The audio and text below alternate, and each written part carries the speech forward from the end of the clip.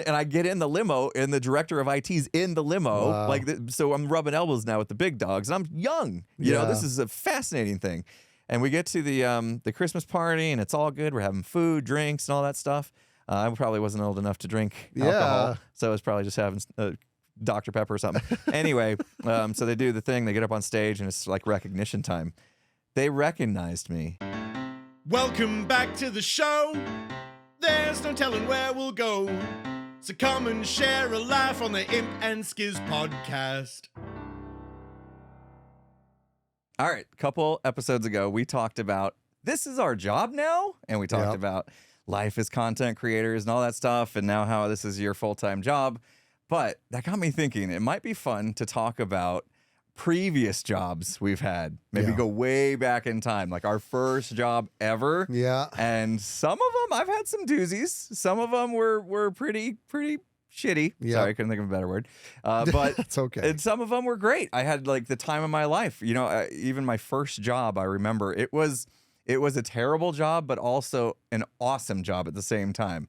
And it's going to be interesting to talk about that. So I thought maybe today we just talk about some of the different jobs we had. That's good. Because I'm sure there's people out there that are going through you know, it's transitioning relatable. jobs and all that kind of stuff. It's relatable, right? Everybody, I would say almost everybody goes through some sort of pattern where you have those first entry-level jobs and you're just trying to find your way in the workforce. You know, what is it that interests you or whatever. And yes, some of the jobs suck, but even the ones that suck had good parts of them and created good memories and gave you transferable skills to take with you and all that. So I dig it. So you want to go all the way back. I'll go all the way back to like, well, I mean, at least here where we live, you had to be 16 to have a real job. A taxable job. Yeah, that gets paid a paycheck and you have to get taxed on and all that stuff. So I actually waited till I was 16 to get my first job. Yeah. And I started working at a place called Jungle Jim's Playland.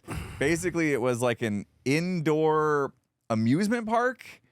They use that term very loosely, I think. Like they had a teacups type ride in there, you know, and they had like one that just goes in circles. So if you think of like if you go to the fair or whatever, and you go to like the kids section of the fair, it was like those rides, and it was all indoors, right? Because where we live, it gets hot in the summer, so you can't really have a year-round establishment that doesn't have air conditioning. Yeah. So it was indoors, and of course, when I got there, I started as a ride operator. You know, just a person that let the kids in, took their tickets, made sure they were buckled, and then hit the button to start the ride. And then I discovered I didn't like doing that. No. That whole environment was because I did that too. Did we work there at the same time? No, that's the funny thing was I just missed you because when I got hired because you left. I don't know. Yeah. But like I didn't find out till later that you actually had also worked at that same place before me. Yeah. So I mean, yeah, I started off as a ride operator. I'm sure, did you probably go through the same progression? I did the ride operator stuff, but then were you ever a party pro? I was for one weekend, and it wasn't for me. So party pro is like you basically run the party. You're in charge of a kid's party, you know, and whatever, dude. Anyways, it's just so crazy because I'm thinking about these jobs, and I don't want to, I don't want to be negative towards entry-level jobs, right? Because it's a pinnacle part of growing. You know, this is it's a big deal. But I'm not going to lie to you. I look back at those jobs, and now I'm an old man now, but I'm like, how did I tolerate any of that? Like, how did I was made of something different back then, because how did I know we've talked about jungle gyms on this podcast before at one point, because I'm going to tell you, because we joked about the fact that I did used to sometimes get in the costume thing. Oh yeah, I forgot. I never had to get in that costume. Dude, you win, because that was the worst. And I remember, because I'm a tall dude, and I remember one guy who was shorter than me took it out for a spin, and the kids, you know, they get pictures, and then like half hour later I came out in it, and all the kids were like, "You guys so much taller," because it was the jungle gym. You were like in this big, like, what? It was a dinosaur, I think, wasn't it? Was it? I thought the mascot of that place was a dinosaur or something. Yeah, I don't think so. I'm pretty sure. Wasn't it's gone now, so I don't even think people can look this up. I thought it was like a monkey. Was it? I don't know. Who cares? But I did that, and so let me tell you an embarrassing story. I actually want to tell this story because I want to get off my chest, because I don't know if I talked about it last time we talked about jungle gyms. This is an embarrassing moment, dude. And you know me, I don't, because I'm not even, I shouldn't use the word embarrassing. I'm embarrassed that my brain was ever this stupid. So I was, the teacups thing. Yeah. Like it was, I don't even know if I'd call it teacups, but it was essentially that, like the teacups, like a big giant thing a big platform. It was like a bowl. It was like but the kids would sit in a bowl type thing that could spin. But the way that spun was the operator was in charge of spinning it was. It didn't have a motor to spin on its own. We had to do this. Physically had to push these to spin. Yes. You know. Yeah.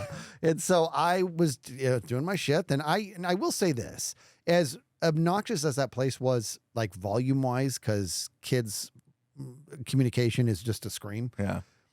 I like kids. You know what I mean? And I like it when they're like laughing and having fun. I like that. So I was right, and I was spinning, spin the cup. And there was one cup with three little kids in it, and they were like, faster. They wanted me, go faster, Mr. Cup Man. So I'm like, whoosh, and I give them a little bit. They're like, they're just giggling, right? Well, there were 3 kids. I would say of the 3 kids, I think 2 of them were probably around 8. And the third one was like probably 6, right? It was like one of those types of scenarios. Yeah. And they're like, faster. And I'd spin and they'd giggle. And then the next cup would come and I would not spin it as hard because I don't want to go too hard. Well, I'm going to fast forward here. After several iterations of this, these kids are like, they cannot get it fast enough. And I'm like, okay, whoosh. So I give them a little bit more mustard. And they're just giggling. They're going around and like, faster. They just want it these kids apparently want to like fly out of this thing, Yeah. So I just give it everything, dude. Like, these kids are going to have the best time of their life. And I give it everything. Well, I'm so embarrassed. The little kid didn't have the neck strength. Oh. Yeah. Oh no, I see where this is going. Oh, dude. He's okay. But I don't know that. Well, I did. Have you checked up on him lately? He might have long-term injuries. Oh no. So I did that, and a parent comes running onto the platform to slow it down, and I don't know why, but I look over, and they're slowing it down just as I see that the little kid's like hanging out of it, and he's just like like he can't, and I felt awful, instantly awful. And this mom slows down the thing, and I'm like, oh, I'm so sorry. I'm so sorry. And she picks him up, and she's very upset with me, and she has every right to be. And I remember looking back on, like today, I look back on that moment. I'm like, I can't believe my brain had the capacity to be that dumb. Like, you know what I mean? Like, do a little math. Like, the 2 kids are clearly a couple years older than the young one. I should not have spun it that hard. You know what I mean? And it wasn't like it was that the whole time. It was just that last tug. They were all cracking up, but that one, he was his little melon head just whipping around. Oh my God, I felt so bad. So needless to say, I actually was like, I took myself off. I talked to my boss and said, I don't want to do that one ever again. So I never manned that one again, dude. Wow. Okay, because yeah. I had like some sort of rotation, which included the ticket booth, which is where I learned I do not have patience. Where they turn tickets in? Where they turn the tickets in and they get the little rewards for it. Oh my gosh. Like they would just be there so indecisive about what to do with their tickets. And I'd just be standing there watching them like try to make up their mind for what felt like hours on end. And I'm like, just get the stupid candy. Like, come on. You only got 10 tickets anyway. It's not rocket science. That's the only thing you can afford. Like, oh God. Just get the stupid candy. Dude, I never yelled at the kids, but that one definitely taught me that I lack some patience because I would get so frustrated like trying to wait for them to do it. But it was one of those jobs where, because it was such a, young kid type job, 16-year-olds to maybe 20, if that, that it had a bit of a rotating door, which meant like moving up was easy. Yeah. Because somebody would quit and they would have to move somebody that was already there up to bring in somebody new to do the easier jobs, like the doing the rides. And so I remember that I was quickly off the ride operator deal. And then I think I went to the kitchen next. Yeah, which was my favorite job ever. Yeah. Like I still say to this day, like I would go back to that job if this doesn't work out. This podcast goes Going nowhere. pizzas. I would go make pizzas. I had so much fun. Now this was like they had like a kind of a franchise thing. So this was a Pizza Hut like established brand inside this place. You're Yeah, right. so we had like the legit Pizza Hut ingredients and like the dough. Yeah. The dough, like this, the food industry is so wild. Yeah. Like I found out this was my first time getting exposure to how food's actually made Yes, dude. in these places. It's like a And disc. you open a box and it looks like a cardboard disc, Yeah. like a wafer. Yes. You know what I mean? And it's like that's gonna be pizza. Yeah. Well, that's going to be the Gross. dough. Yeah. Yeah. Yeah, that's gonna be the dough of the pizza. And Yeah. then they had this whole process to where you take these frozen cardboard looking discs and you put them in this, like I don't even know what to call it. It's like a prepper. a prepper. Yeah, but you put oil on it's it. basically just like a closet that's warmer, right? Yeah, That- yeah. Like that's what it It was. softens the dough. Yeah, it softens the dough. But you would do the dough, and then there was like this big old bottle of oil that Yeah, go you get the floop- pan. These were pan pizzas, right? Pan So you get pizzas. those metal pans with the high edges. Yeah. And then you squirt some of the oil, and then you put the wafer thing on top on of that. top of the oil. And then you'd stack those up, put them in a rack, Yeah. and then put them in this closet. And then Yeah. there was a certain amount of time you had to wait, exact amount of time you had to wait for it to actually turn to like rise, right? The Yeah. dough has to rise. So I never did that job. I never worked in the kitchen. I never prepped the pizzas, but they used to always put them in the prepper in the break room. I don't know if you remember this, but when I was there was the prepper was like in this break room area ish. Yeah, I think I remember that. Mm-hmm. And I remember I was like, so this one guy was doing it, and what it was, he would grab the pan, go with the oil, put the disc in, put it in the prepper, right, and or put it in there, like you said, they stacked them, pan, oil, pan, thing, and he was in the worst mood, and somebody was like asking him a question, he's like, whatever, man, and he's just like doing this, and he's like, I'm sick of this job, dude, and he grabs a pan, he's like, it's just, I'm sick, just Floods it with oil. Gross. He just and it just starts filling with all this oil. He grabs a disc, puts it in, and puts it in the prepper. I'm like, dude. So my somebody later went to cook that pizza and was like, what the? Yeah. Yeah, because after that even rose up, it was going to be flooded with that oil on top. I remember there was a time when I was working in the kitchen with another guy, and we just lost track of time. You know, we'd put all of them in the prepper, and it didn't have like a auto stop. Oh. You know, you had to watch the clock and have it be in there for an exact amount of time for them to rise properly. And we lost track of time, and it was like hours after it was supposed to be pulled out. And we're like, uh-oh, we forgot. Yeah. And we went to pull them out, and they rose too much to where they were like sticking to the lid. And basically, if you pull the lid off, it like ruined them. Like it just ruined every single one. And there was like maybe 100 in there. And dude, the management was so mad. Yeah, that's Like, a huge loss. that was a pretty big loss, I guess. I mean, I don't think loss-wise from just the ingredients that were in the pan. I think it was more of a loss of what that would have amounted to. Yeah, oh, You know yeah, what I mean? yeah. Because like the little cardboard discs, they can't be that much. you No, know? yeah. But like they were so mad. They were so mad. But man, I loved cooking the pizzas, mainly because every once in a while You I make your I own. make my own pizza, and I really like, and I do this today. My wife thinks I'm crazy because I like screwing around with ingredients, and just trying things Yes. that most people be like, well, that's an odd combination. No, give it a go. And I would try so many different things with all the different ingredients we had. You're like Ratatouille, dude. Yeah, and I was like, I felt like I ahead of my time, man, because we had the ingredients to make a like cheeseburger pizza. Like at some point, they started selling cheeseburgers. They started adding to the menu. It wasn't just pizza. They started selling cheeseburgers. And so all of a sudden we had like slices of cheese and more things for like an actual make a cheeseburger. So I made like a cheeseburger pizza, and it was the best thing ever. You know, I had like the hamburger on top and everything. And it was so good. I was like, oh my gosh, this should be a thing. And then like a month later on TV, like Pizza Hut introduced a cheeseburger pizza style pizza. And I was like, that was my idea. You know what I mean? Like, are they watching me? I'm looking around for cameras. I'm like, they totally stole that from me.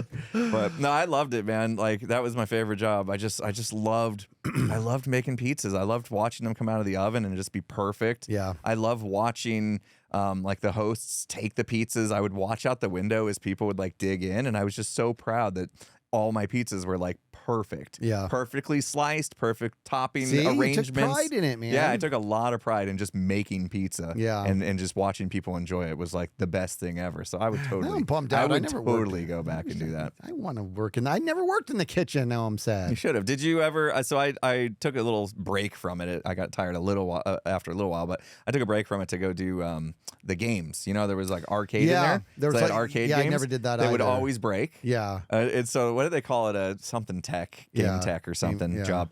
And basically you were just there to like refund people their money when Yeah. they got ripped off by the machines. Yeah, and it was quarters. Like you had to Yeah, like they're actual quarters. yeah, like and you get, I remember you guys would wear that belt with the you'd go shing shing pull the quarters. that little quarter And- roll belt. Yeah, and nobody. I remember because, like I said, I never did that job, but the guy who did it was just like when I was there was such a funny dude, and he used to always complain. He's just like, I can't do this anymore. And I remember our boss was like, well, this is your job, man. Go. He's like, but these people want everything. They want me to play the game for them. Like he was just like, he was just like so pissed off all the time, And there was no like people would walk up like, I need my quarter, and he would just be like, well, I don't care. Here's some quarters. Go away from me. Jeez. That was not a good job, but it gave us memories. You know what? Here's another good thing. I used to have this dollar bill I would carry around in my wallet. That was just it looked like a real dollar, but when you looked at it closely, instead of George Washington, there was a filthy picture. I'm just gonna Okay. So you really have to it looks like a real dollar, but if you look at it, anybody who looks at it, they just start cracking up. They're like, "What?" And then on the back, there's two more.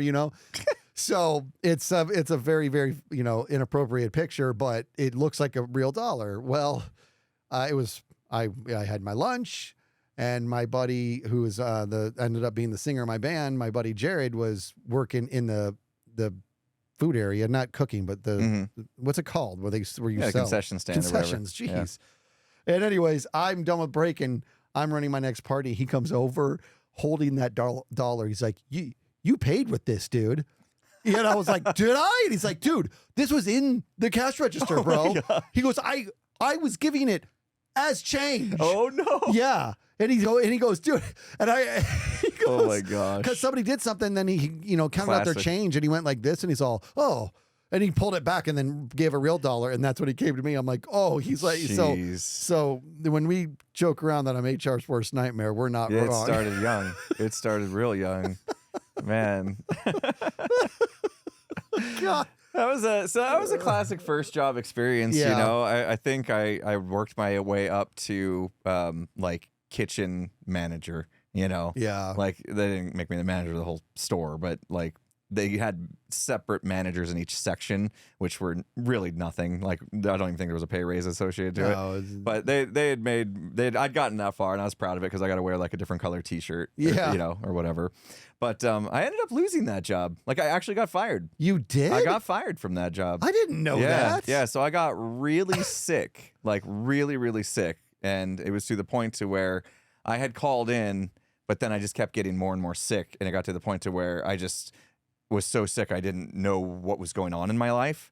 And I just forgot to call in for like a few days because I was so sick. Wow. And they actually fired me for not calling in sick because I just didn't show up. I ghosted them in their eyes. Oh, but wow. really, I was just on my deathbed Yeah. and couldn't even like manage to remember to make a call, or What the heck did maybe you physically have? unable. Jeez. I don't know. I think it was just a really, really bad flu or something. But I was like on Zucron, the whole time I was sick, and so I got a call and it's like, yeah, you're fired. you need to actually call in sick. Be responsible. And I was like, geez, after all this time and everything I've done for you guys, you're just gonna fire me for being sick and forgetting to call in, and then it became personal. I was like, screw you. Yeah. I'm out. But like most things, you move on and you find something else. And I moved on to another very wild job after that. I worked in the catalog department at JCPenney. Oh my goodness. Do you remember JCPenney used to have those thick catalogs, the mail-in Yep. catalogs?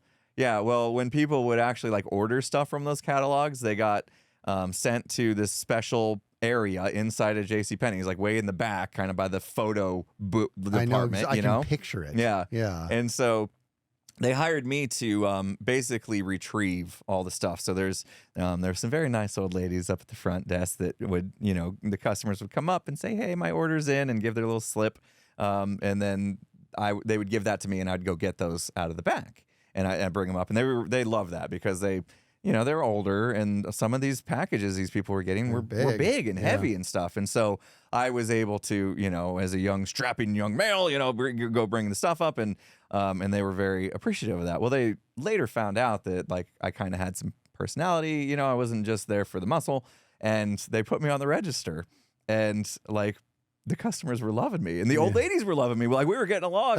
Like, I was having the time of my life, like getting to know these old ladies and hearing their stories. I mean, all of them were probably just a few years close to retirement. Like, they were in their mid 60s or so. And so they just had life stories, and I loved hearing them. And there was a gift wrap department that was included in this area. And so if customers came up, they just bought something from the store, they could come up and be like, "Hey, can you gift wrap this?" And one day I was like, I want to learn how to gift wrap, and I had one of the old ladies who was really good teach me. And she taught me how to gift wrap, and I practiced and I practiced and I practiced, and I got really good. And, like, to the point that she's like, "You know what? I think you're actually, like, better than all of us." I got that good, right? And so, like, customers would come up and they would be like, "Can I get this gift wrap?" And they'd be talking to one of the old ladies, and the old lady's like, "Sure." And they'd be like, "Impulse," obviously not what they called me, "Come on over. This needs gift wrapped." And you would see the look on the customer's face just drop, because I'm like this young 17-year-old kid. Yeah. They're just like, "Oh God, this is going to be the worst wrapping job ever." And dude, I would wrap it, and you could just, as I like handed it to them, you would just see their face change. Like, "Oh my gosh, I should have given him a little more credit. This is incredible." I was so proud of that job too, man. I was always like, this goes back to last week's podcast, striving for perfection. And how I gift wrapped. But I had so much fun. So, like, now I get to tell people I once was a professional gift wrapper. Yeah, because I literally got paid. They would tip me, and so after I give them the gift wrapping, they'd be like, "Oh my gosh, they tipped me like $5." And I'm Were like, you using ribbons and stuff? Yeah. We had the whole. I mean, it was good stuff. It was like great wrapping paper, like thick enough that it wouldn't just tear when you're cutting through it. Our scissors were super sharp to where you could just run them like, and that was so satisfying. Yeah. And then we had double-sided tape. And we had, like, the ribbons that would go around. I learned how to do the ribbons properly and stuff. How excited you are about Dude, this. It was I had the time of my life doing that job. Yeah. And then I min-maxed that job as well. What does that mean? I made a lot of money. So I was always an entrepreneur. So they had this contest to see who could sell the most catalogs in the entire store, right? If you could sell somebody a catalog, they would give you $1. And they'd give it in cash at the end of the night. You can be like, "Hey, I sold 10 catalogs." And they'd be like, "Here's $10. And they give you $10, right? Well, the thing is, I worked in the catalog department. So these were people that were already, like, into the buying of the catalogs, right? So that was in my favor. But what was more in my favor was the catalogs cost $5. And in the very back of the catalog was a $10 off coupon. Oh my God. So I put it together that anyone coming to pick up their order could spend $5 and immediately make $10 back, so it covers the $5 cost, and they just made $5. They just netted $5. That was your pitch. So every single customer that came up, I sold a catalog to, and I would walk out with hundreds of dollars a night. Did you really? Cash. Yes. Dude, that's awesome. Dude, it was like, I'd go to the receptionist who had to pay out, and they were always like, "How do you do this?" And I'm just like, quiet. It's just my charm, I guess. Yeah, oh exactly. My goodness. So that job was fun. Did you have any jobs like that where you worked with old ladies who taught you how to gift wrap? We talked not too long ago. Talked about what happened. My very first job ever was the 500 Club. The golf cart incident. I talked about that. Yeah, I covered that. That was my first taxable job. That's right. Then Jungle Gyms, like you said, and then. What did I do after Jungle Gyms? I was right to Costco from Jungle Gyms. Costco was a big deal for you. It was. That was. We had to be 18 to work there. Yeah. And I don't know if that's still the rule now, or I have no idea. But Jared was the one who got me the job there, and I remember interviewing for that, and it was also like the pay was really, really good, respectively. Like, you know what I mean, in regards to entry level jobs and stuff. Like they were like And you had like nice benefits and everything, right? Yeah, you had to be there a year, but Yeah. if you were there a year, you would get benefits. But the pay was good, the benefits were good, and then they changed their policies later. But it was such a good place to start working because there's so many different things to get exposed to. Mm-hmm.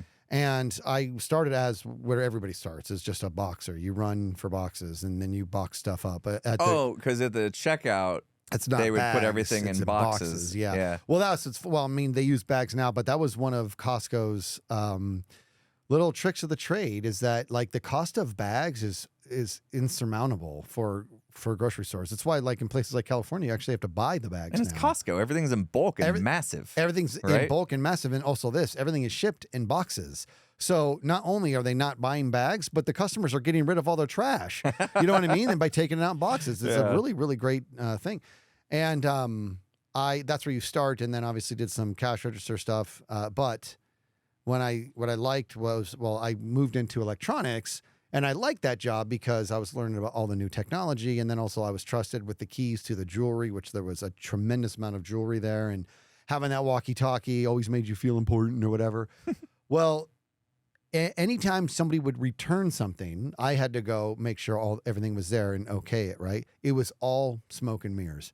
The policy was, there's nothing we won't take back. Yeah. We took back things that they didn't buy at Costco. Yep. That's the truth. No, I remember that Yeah. being like a not so well kept secret. Yeah, it was because the premise was most people really are good, and is somebody going to take advantage of this? Sure, there'll be that one a-hole that's like, oh, Costco's they'll take it, and then abuse the system. That one piece of crap is going to come by, but it's worth the loss to have this persona. You know what I mean? So it just made Costco a very trustworthy place. We did end up changing the policy just for computers because apparently lots of people were okay with having a computer for a year and it being, oh, I want a better one. Yeah. I'm going to return Yeah, this. it's time to upgrade. It was like a rental program, basically. So it was ridiculous. So that was fine.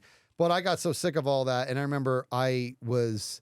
one piece of pride in that is that I would, at the end of the night, I told my boss, I want to learn how to set the drop list, which is determine what needs dropped at night by the forklift.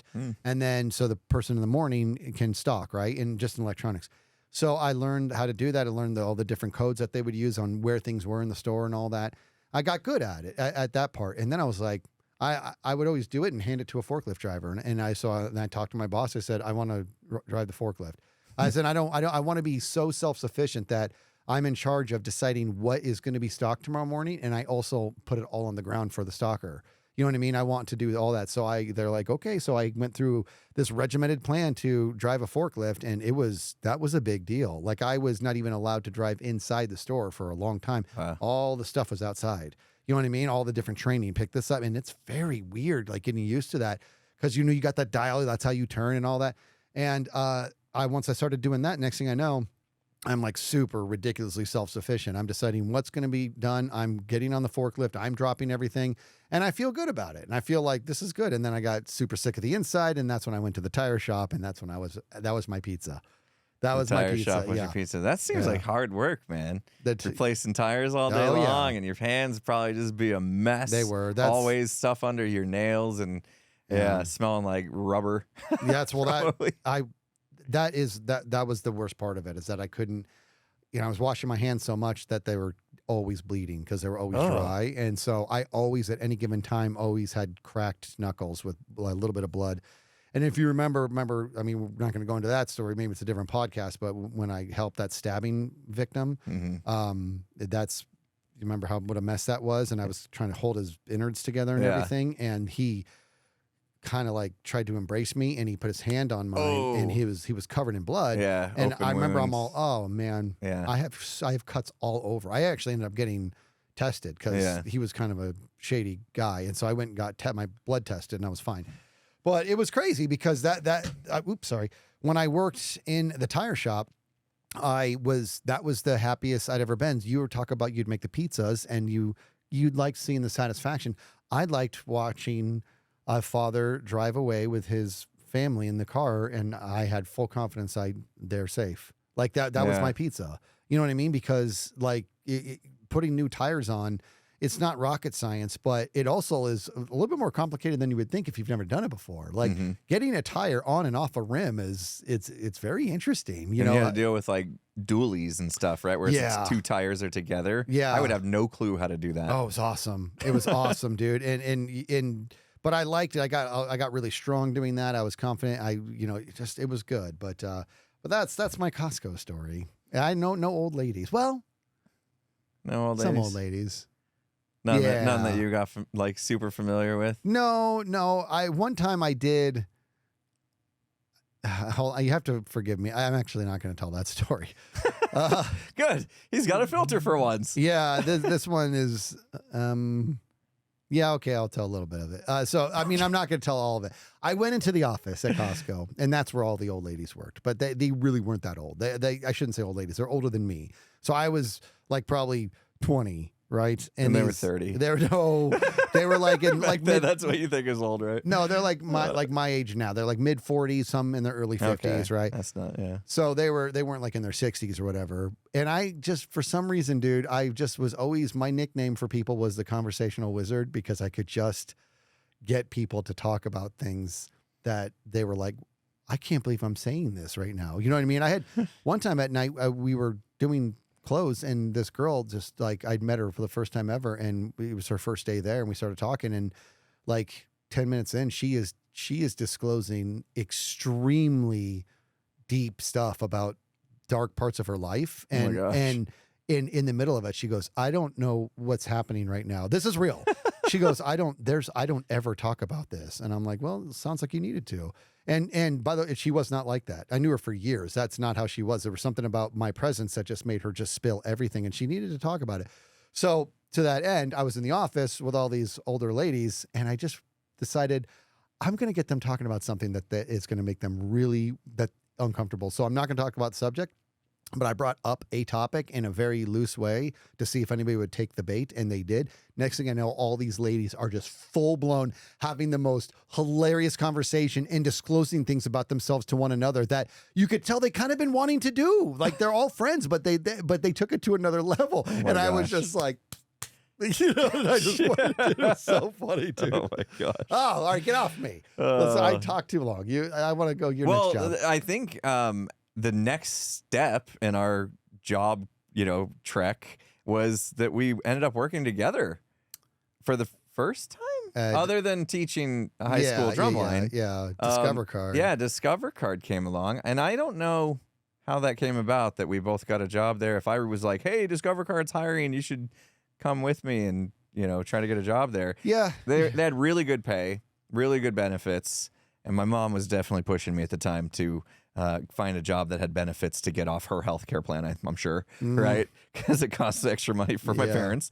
And I was now like 20 probably, or getting close. You know what I mean? I was over 18, so it was time for me to like start to figure out how to take care of myself. Yeah.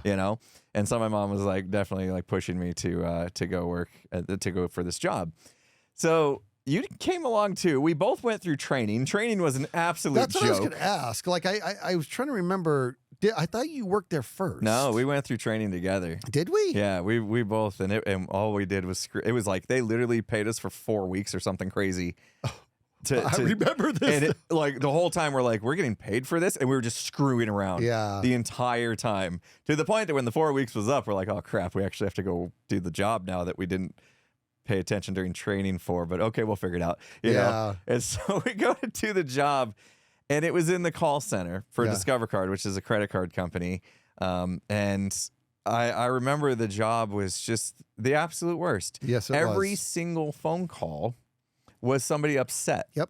Because Discover Card screwed up their bill or whatever and said they owed more money than they did, or was charging them late fees that this person can't afford. And it was kind of like, credit cards can be very bad. You can get yourself in a very bad place. And some of these people got themselves in a very bad place, or Discover Card actually screwed up. Regardless, every single call was somebody upset already before you even answer the call, right? So you answer, and most people don't understand it's not your fault. You know, the person that they answered the phone, like, I wasn't the one that screwed up their bill, but I represent the company that did, and they were going to give it to me anyway. And so like they would just go off. And so it was phone call after phone call of just getting berated, right? And that was miserable. That was a miserable experience. But then Discover Card decided to do something else and started forcing us to try to sell one of their products, right? It was like some, I don't know, identity theft protection or something, right? Insurance, I don't know. They had some sort of product that we had to, according to them, we had to every call at least offer the customer this thing they were trying to sell, or else, we'd get written up or fired or whatever. Yeah. So here we are, and this was the final straw for me.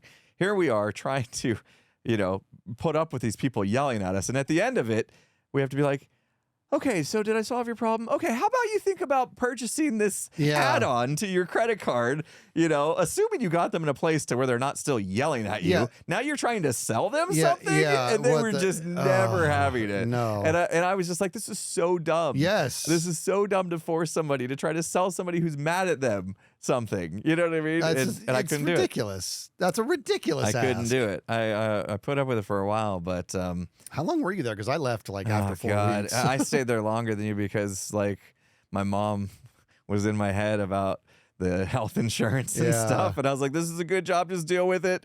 You just went back to Costco, didn't you? I did, yeah. Yeah, you just were like, "I'm going back to doing tires." Yeah, I left Costco to go try this because I wanted to work with my buddy, and I was just ready to try something new.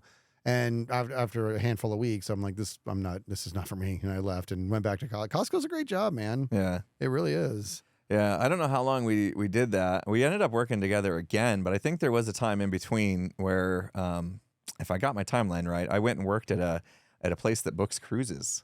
I didn't even know like cruises were a thing back then. Yeah. You know what I mean? And so I go into this place, and I was in the IT field at this point, because I was into computers and had been maybe starting my studies in college at this point. And I was working for a help desk. So basically there's this building full of agents who are all in front of their, computer screens getting calls from people that want to book cruises. Well, those computers would sometimes have issues. And when they would have issues, we would get a call, an internal help desk. Hey, my computer's having issues. Can you come look at it? And we would go figure out what was wrong with it. Sometimes replace the computers and whatever. It was a help desk. And I remember when I was there, they were complaining about, like the IT director was complaining about the cost of their ticketing system. So they had bought an off-the-shelf ticketing system. So basically a way to log every issue that got called in and figure out who in the help desk is going to go help them. And we would document known issues and basically known solutions to those issues and things like that. It was a whole system to do that, document and uses help. So he was complaining, the director was complaining, oh, this thing's up for renewal in a couple months and it's going to be a couple grand and all this stuff. And I was like, well, I learned how to program. Like I can write classic ASP and make a website type thing and databases and all that. And I was like, would it be all right with you if I just in between phone calls tried to rewrite our ticketing system from scratch? And if it works, might save you some money. You wouldn't have to pay these other people for the off-the-shelf solution. And he's like, sure, give it a whirl. And it was one of those things. He's like, this kid was screwing around in between calls anyway. Might as well let him do something that could be productive. And so I went at it, dude. I was like, in between phone calls, and I would during the phone calls, I was trying to solve everything as fast as possible just to get back to that context switching must have been a nightmare. Yeah, it was, but I enjoyed it because I was starting to make something out of code. Yeah, of course. And at the end of the day, I got there. I literally developed something that did exactly what the thing we paid for was doing. And I was like, hey, I think I have this done. Can we try it? And he's like, obviously I was young and new at this. And he's like, well, you're going to have to run them side by side. So that means double entry. And I was like, oh, okay, that stinks. But let me talk to the others. And I talked to the rest of the help desk. And they're like, yeah, we could do this for a couple days. That's no big deal. Like double work, just copy paste from this one to that one and hit the same buttons and stuff. And we tried it out for a few days and there was no flaws. It was perfect. In fact, some of the things I did in the one I wrote, they liked better than the one we paid for. Nice. And so we came back to the director of IT and said, here's the results of this trial that we did and this beta testing that we did, and it's all working great. And in fact, look, we can generate this report for you that's going to give you more than this other thing did. And he was like, and it saves me money. I know. Okay, let's go. And we implemented it. Like, I wrote the software. I have no idea how many years they ended up That's using. what I'm wondering if, like, can you imagine if it's still there? Yeah. I mean, so that year they were like, you need to come to the Christmas party that the company holds every year. And I was like, all right, cool. I got invited to a Christmas party. Right on. Like, nobody from help desk ever gets invited to this thing. And they're like, we'll pick you up at your house. And I was like, all right, cool. And so that night, and it was like +1. So I brought at the time, I don't think we were married yet. Maybe my fiance, who I'm married to now. Mm-hmm. And I was like, okay, she's my +1. And they're like, okay, we'll be by your house at 7 o'clock at night or whatever. 7 o'clock at night rolls around, and I walk outside. It's a limo. Let's go. It's a limo. Like, what is happening, dude? And so we roll, and I get in the limo, and the director of IT's in the limo. Wow. So I'm rubbing elbows now with the big dogs, and I'm young. You know, this is a fascinating thing. And we get to the Christmas party, and it's all good. We're having food, drinks, and all that stuff. I probably wasn't old enough to drink alcohol, so I was probably just having Dr. Pepper or something. Anyway, so they do the thing. They get up on stage, and it's like recognition time. They recognized me. Oh. This is the reason they didn't tell me. The reason they invited me because they recognized me as Innovator of the Year. Oh my I God. still have this plaque somewhere. Why I don't know where. I've never heard this story. How is this possible? I got brought up on stage, recognized as Innovator of the Year for the entire company because of what I did. That is so cool. It was insane, man. Like that time in my life, I just was on cloud 9. I was like, I'm conquering. That is so conquering the cool. world, you know. Yeah. But that was a fun experience. However, the pay was terrible. The pay there was absolutely terrible. Yeah. Even after that, I didn't get much of a raise. Yeah, but a version of the pay was really good, and that is how it made you feel, right? And I keep going back to Maslow's pyramid. I can't. It's on my mind. It's what my build is in Hermitcraft, and that was level 4. That was esteem. I mean, you were feeling like special, and you were feeling like you added value. You know, that's you leaving the love and belonging stage because that's taken care of, and now you're like, dude, I feel important. Mm-hmm. I feel that's the esteem place. And they did a good job making sure and good on them for the record. Yeah. You know what I mean? They did the right thing. Cause look at this. And that probably, if I had to guess, when you got that award and the way it made you feel, your brain was probably like, what else can I do for this company? Yeah. You know, because they did the right thing by making you feel, why didn't you tell me this story? This is a really cool story. You don't know that story? No, that's crazy. I have to entertain that you did, and I forgot. I have to entertain that, but this, I don't think I've told this story in over a decade. But, so maybe, but it's what a cool story. It was a time in my life that I always and the fact that I kept like every once in a while I'll come across the box that award's in. I'm like, oh yeah, I want to see cool. that. God, that was that's cool. I don't know if that company still exists, to be honest. I don't know. But after that, you and I were wrapping up college. Yeah. And it was time to focus on putting our degree to use. Yeah. And we went to Pro Systems. And just for the record, this company was literally started by Ross Perot, who had just ran for president or something, right? Well, relatively recently run for president, but his son was the one running the business. It was his son's company. Yeah. Yeah. Wait, was it his? Did he hand it off to his son? I don't know. He probably bought it and then had his son run it. Yeah, right. Yeah, whatever it is. Anyways, that job sucked. I mean, that job. I'm just gonna say it was another help desk job. It was another help taking desk phone job. calls from people with broken computers. 40 different hospitals. It was CHW. It was Catholic Healthcare West, and so we managed. Was it 40 hospitals? Sounds 40? right. Yeah, several hospitals, and some of them we would get more calls than others. Obviously, they were busier hospitals. And it was all tech support. And if I remember correctly, it was over 900 different applications. And when we got hired there was this big old flip book that it was just the worst. The massive binder. It was terrible. But, you know, talk about tribal knowledge. Like in the beginning, it was overwhelming because there was so much we didn't know. And so people would call and they don't even know what application they're using. And our trainer would be like, oh, it's probably Meditech, you know. And then, how do you know that? Like, well, you just end up knowing. And so after so many iterations of this terrible job, it was the same thing. They would call and I'd be like, they'd just start to talk. They'd be like, well, I have this application, and they'd say the program is like, I'm also blank. They're like, yeah, and they'd say yes. I'm like, okay, it's Meditech. They're like, I think that is right. I'm like, okay, I hit these 2 buttons. They gave me 10% of the problem, and I could solve it because it wasn't like I was smart. It was just tribal knowledge nonsense.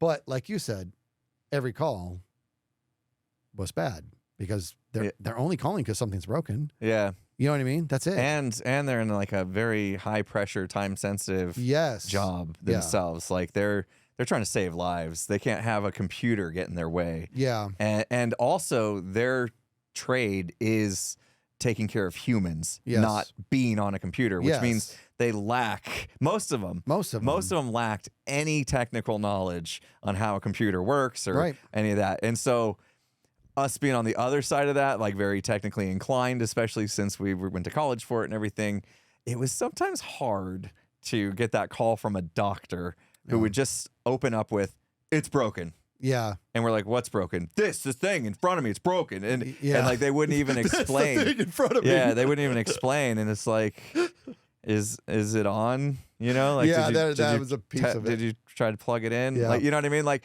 it became difficult because I have an utmost respect for obviously doctors and how much they have to go through to get to their position. They have to be very good and smart at what they do. Yeah. Obviously. But when it came to this particular thing, they were very much not smart. And it was just this weird dichotomy to know you're talking to a person that's absolutely smart, but in this case, they're being really dumb about the thing that you're smart about. It feels like they're being dumb. And in their defense, they shouldn't have to worry about any of this. Our job was to make it so they didn't have to. But this is a relationship. You got to meet us halfway. For example, that was not an unusual situation you just painted. When people call in, it's off. Okay, what's off? The computer's off, and it's everything's off. And I would literally be like, okay, look at your monitor. Is there anything on the monitor?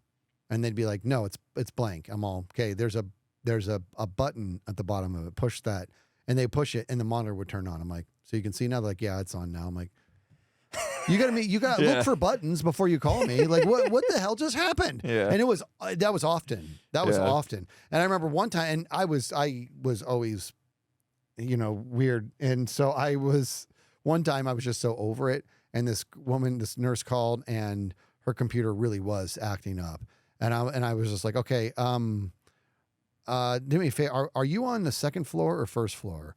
And she's like, I'm on the second floor. And I said, and is there a window nearby? And she's like, yeah, I'm all. And I said, okay, I need you to go ahead and pick up your computer and throw it out the window. You know what I mean, dude? And I just, because lost it. Yeah, but I was joking, obviously. And she's like, but at first she's like, are you sure? I'm like, I'm just joking. And then she starts laughing. I wanted to lighten the mood. You know what I mean? Then she starts laughing. And that's how I managed. I was there for 17 months, and there were 17 awful months, dude. Yeah. And I was interviewing for other jobs the whole time.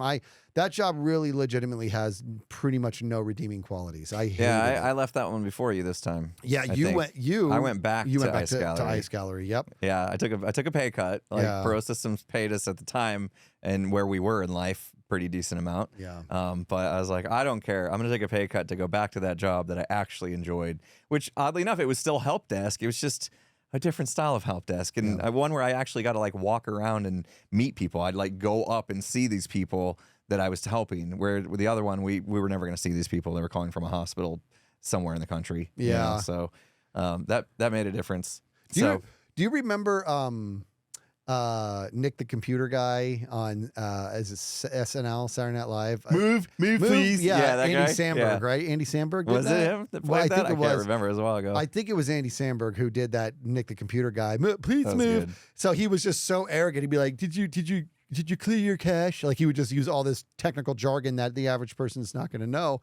And the second that he would stump them, he'd be like, "Move, please." Wait, was it him or was it Jim Carrey? I think it was Jim Carrey. Was it? I'm really embarrassed right Jim now. Carrey. It was that long ago. It would have been probably Jim Carrey. Hey, Skizz here, just editing away, and I got curious who played Nick the computer guy, Andy Samberg or Jim Carrey? So I looked it up, and well, this is indeed embarrassing. It was Jimmy Fallon.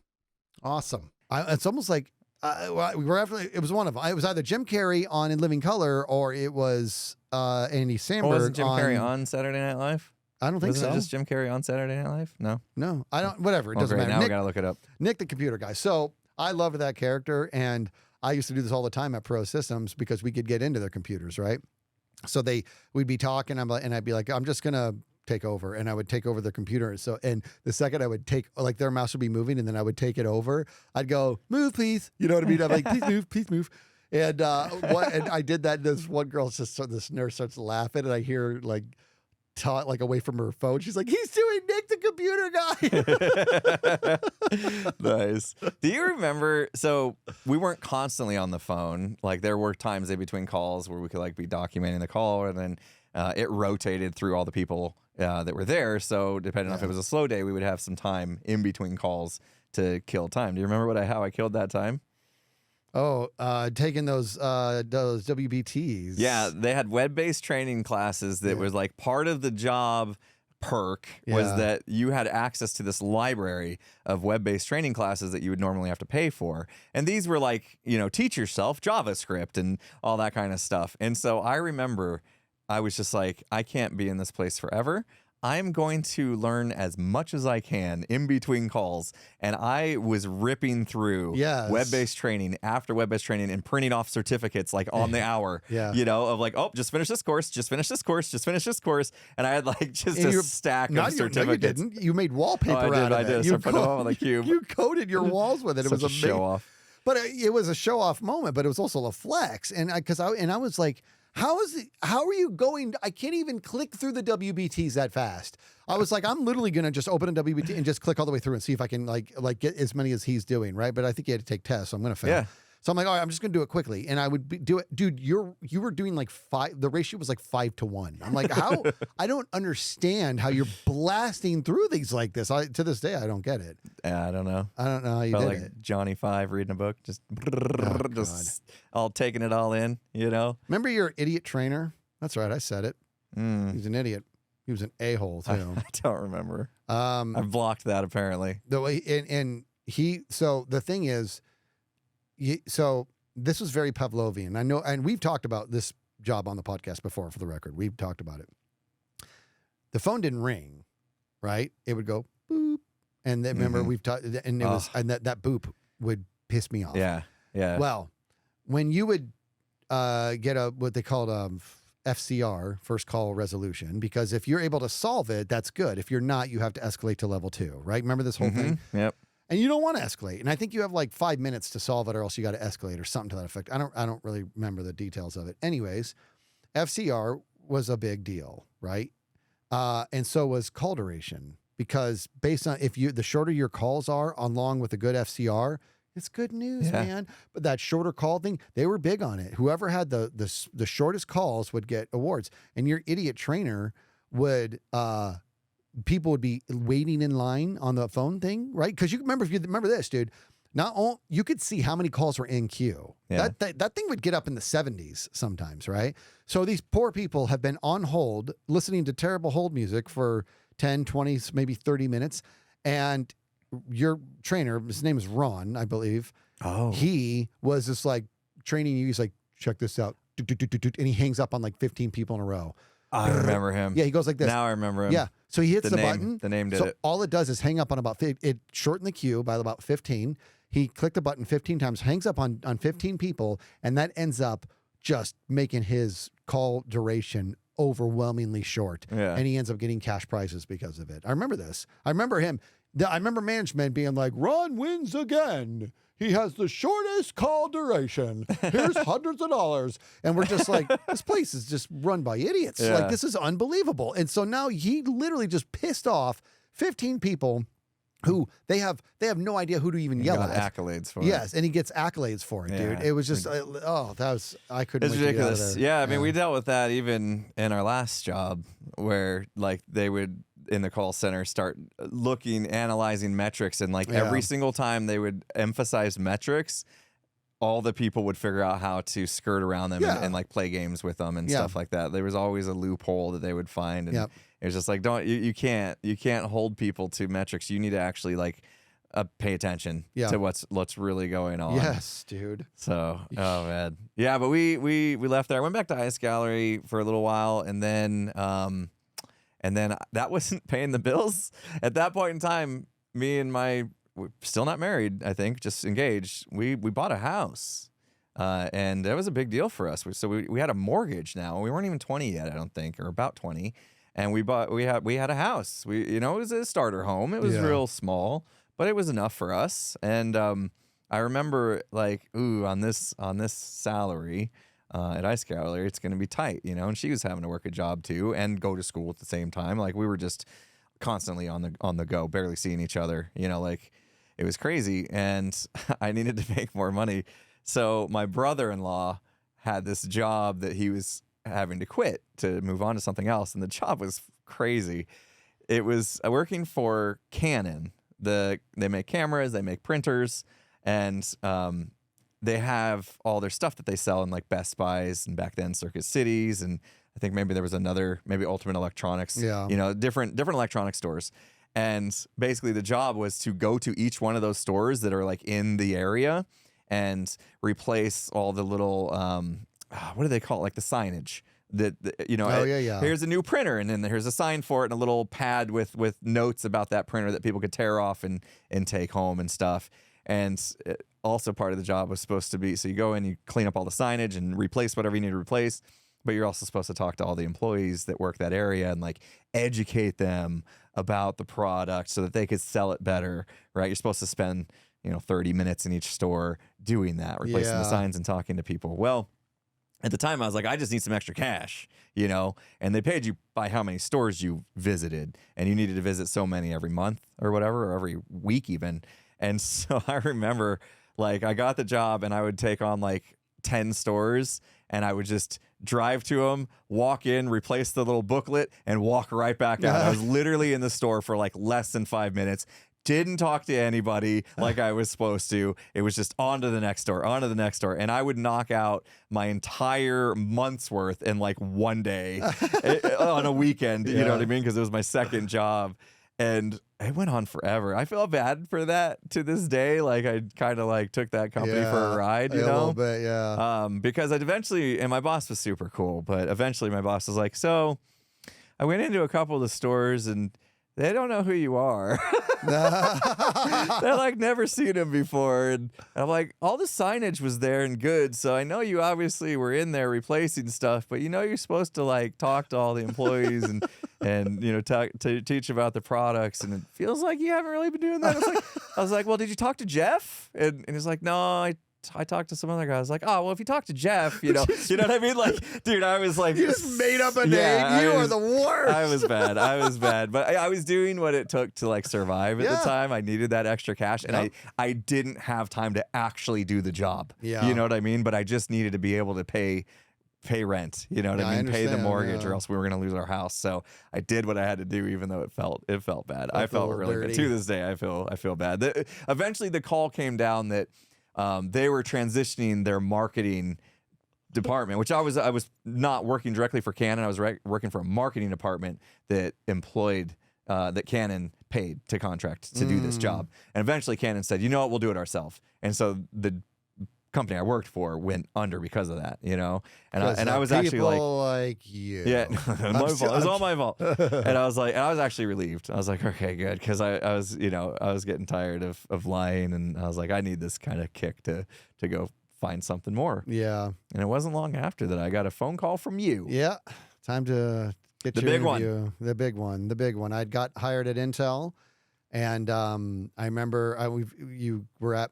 So I had to stay at my brother's house half the week because the job was so far away and I was working 6 p.m. to 6 a.m. That was later. I was working 6 a.m. to 6 p.m. and then later I did the night shift. But anyways, I had to make this crazy commute. And since I had almost no time off during the day, since they were 12-hour shifts, I would just sleep at my brother's house and then go to work. And it was a compressed work week and all that. Anyways, you came over and I was there for like a week, and you saw my badge on the bed, and you said, you better get me one of these. And I said, I will. I said, just give me, I got it. They need to like me first. You know what I mean? Yeah. So I got on their good side, and they liked me very much. And I said, okay, now there's somebody you need to be hiring. And so I pitched you, and I pitched you and Drew, and I said the thing is that if you don't hire these guys, they're going to end up working for a competitor, and I can promise you don't want that. And so I briefed you on how to do the interview, and you were going to do well anyways. And I briefed Drew too. And for some reason, I think I screwed Drew because I said, just be honest. It's going to be a panel interview. So I had told both of you, just be honest, because these people can smell BS, and you don't want to just go in there and be honest.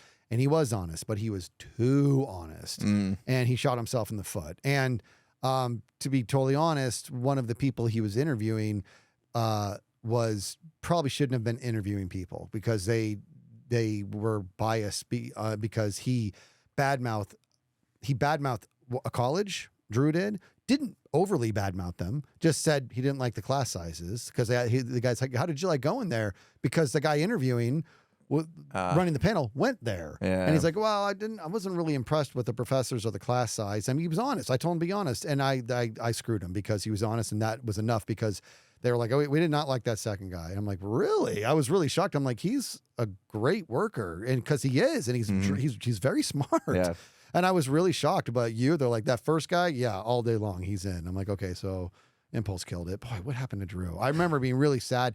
And the more I think about it, I'm like, I did him a disservice by telling him to be honest, apparently. I think he was just too honest. I think you knew how to sort of toe the line. Yeah. And I think he was like, all right, Skizz says to be honest, I'm going to be totally honest. Man, I wish I remember the questions they asked in that interview. It's one of those things where it's like, remember Old School when Will Ferrell where you black out? Where he blacked out? That was Old School, right? Yeah. Yeah, that's what I felt like walking out of that interview. I was like, what happened in there? I think I blacked out. I hope I did well. You know what I mean? Like, and I must have, because you're right. I got the job, and then we got a chance to work together. But again, not really, because we were on different shifts, I think. And again, it was another call center. We were just jumping call centers back and forth back then. And again, I did the same exact thing where I started developing a better ticketing system. Well, it was an abridged ticketing system. It was the on-call. It was the global on-call is what they called it. It kept track of who was on call for different things. Okay. And I started revamping how that worked because everybody hated it.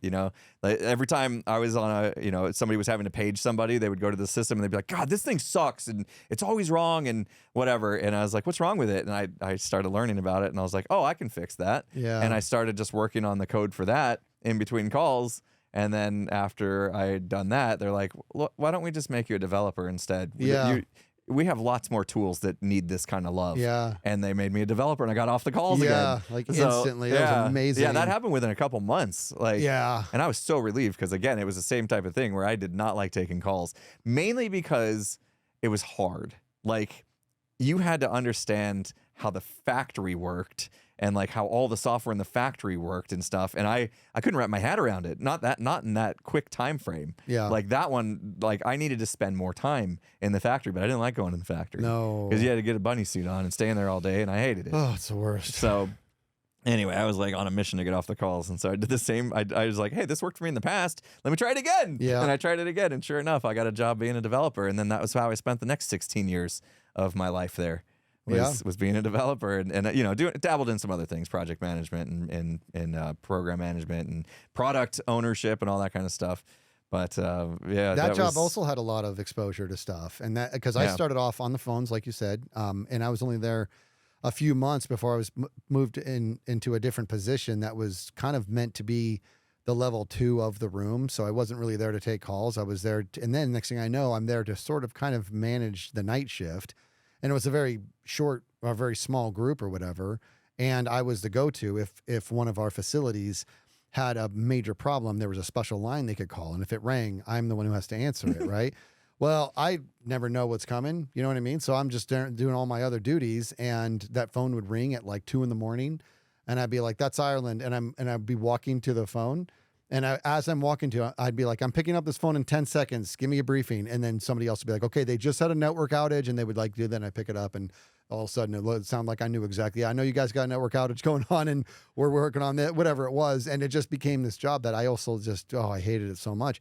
But moved on from that and just did a lot of product management and ended up going, working in the office of the CIO for a while there, doing that huge event management. And then coming back and after a lot of exposure doing project management and product management and product ownership, got the IoT gig, and I loved it. That was a hard job to walk away from to move into content creation. It really was. I worked with great people, and it was it was a cool job. I mean, it's cutting edge technology and working side by side with data scientists. Like, have you like you were, I think you were a good developer. I really do. Data science is very different. And I've said this on the podcast before too. If you're young and you're thinking about career, listen to Uncle Skizz. Data science is the future. It is the future. And it is a very, very real thing. I mean, to the point to where I don't even know if there's a word for it yet.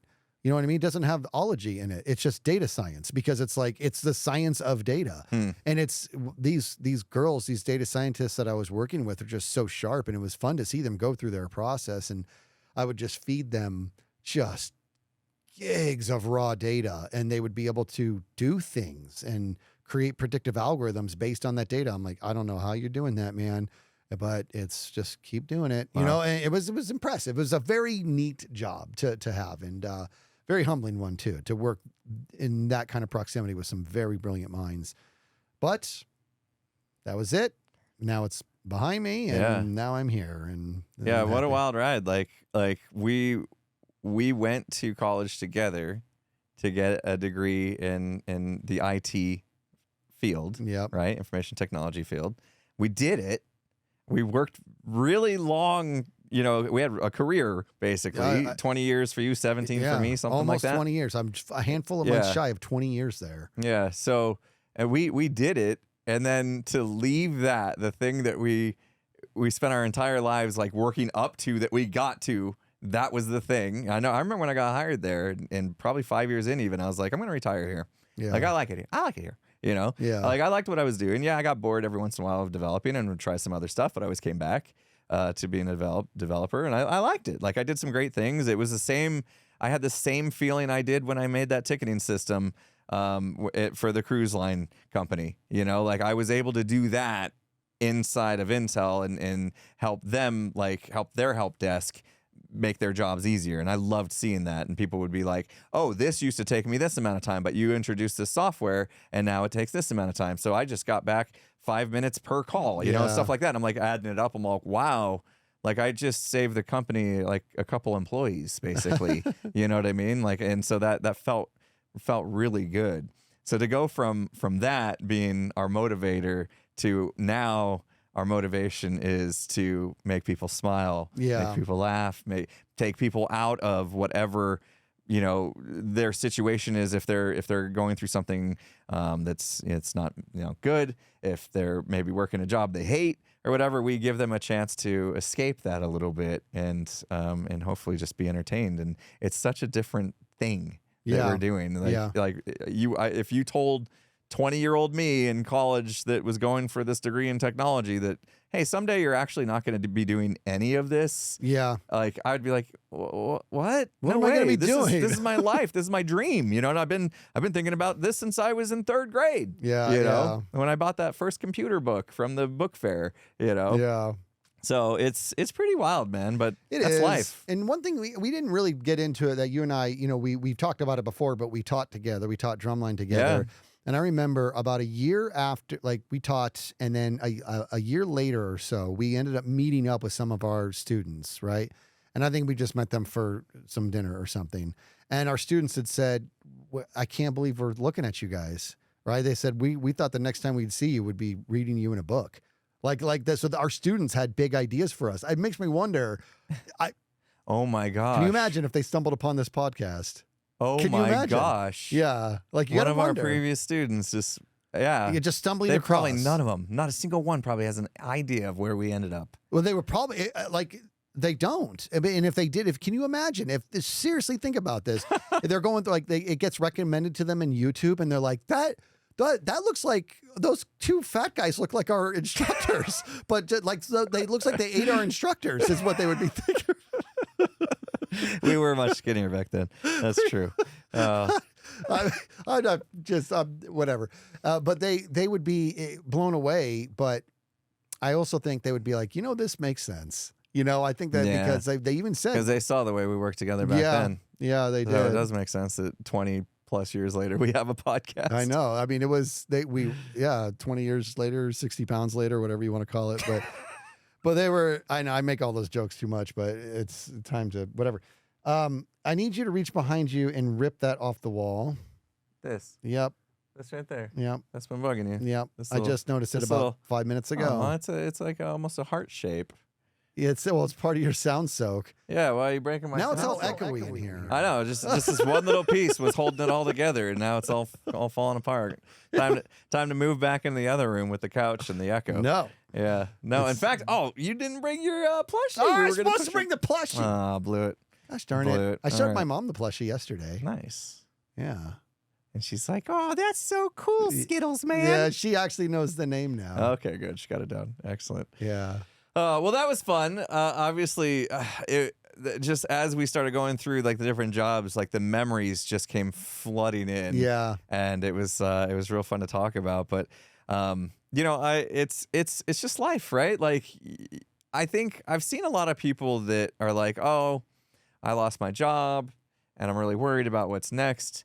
And I guess what I want to say is, like, from experience, it just feels like there's always going to be something next, and it's and from what I've gone through, it's almost always, minus Perot, been in a better direction. Like Yeah. it's led to something better. So just have the optimism and the hope that whatever comes for you next is going to be an improvement. Yeah, you because know? it can be that, and that's for the record. Perot was actually in the right direction because it's what got me into Intel. It just There you go. is, and so Yeah, you never know. yeah, it's all these jobs. Like I encourage people to get jobs young Yeah. to get exposure, and I say this over. I'm very loyal to my companies, and I'm still loyal to Costco after all these years. Costco, that's where I want you shopping, not Sam's Club, but you got to. Costco's a good job, but it just gives you some. You can try out leadership there. You can try out the forklift driving. You can try out electronics. You can get in the grunt work and doing the tire shop. You can go into like organizational stuff and work in the office. I mean, there's just so much that it can expose you to. But that's just entry level jobs in general. You know what I mean? If you allow, and I will say this. That is something that they blew it at with Pro Systems. As I was instantly unhappy, and I'm like, I didn't go to college so I can answer phones. Like, what are you doing? So I was like, I'll answer the phones, but I need to see that what's there's next? other opportunities. And there wasn't anything really. Nothing. Yeah. There's nothing. That's why we had to leave. Ugh. But hey, led to Ew. better things. Ugh. That was fun. That was Yeah. fun. And guess what? Like we've worked together in a couple different places. Back at Discover Card briefly.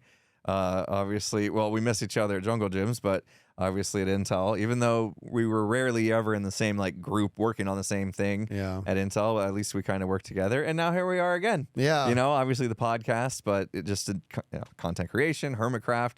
We're actually working together, like Yeah. on the same thing. Yeah. Which it's been the dream, man. I know. It's been the dream. crazy. We're and here. now we're neighbors on the Hermitcraft server. And you got to, after this, we're going to watch that last blooper reel, just a section of it, because I just want to watch it again when you're all, hey, and I'm all, and I said, how's it going? You're all, not good. And I'm all, what's wrong, buddy? And this pause. And your character's all, oh, that's all my stuff. It's just so funny, dude. I tell you, it was so funny. We're gonna watch it. Okay, hey, good podcast, fun going down memory lane. Yeah, sure and was. Hopefully, this is the final job for at least a while. Yeah. I don't want to let's ever go. say I used to be a content creator. I don't want to. Me either. Yeah, Yeah. Don't say that. I hated that sentence. All right, that's it. Bye. Bye. See ya, See you. Bye. guys. Next time. Goodbye. Drink water. Just like and subscribe. Yeah. Buy our merch. Yeah, warning. There were cuss words in this one. It's a little late for the warning.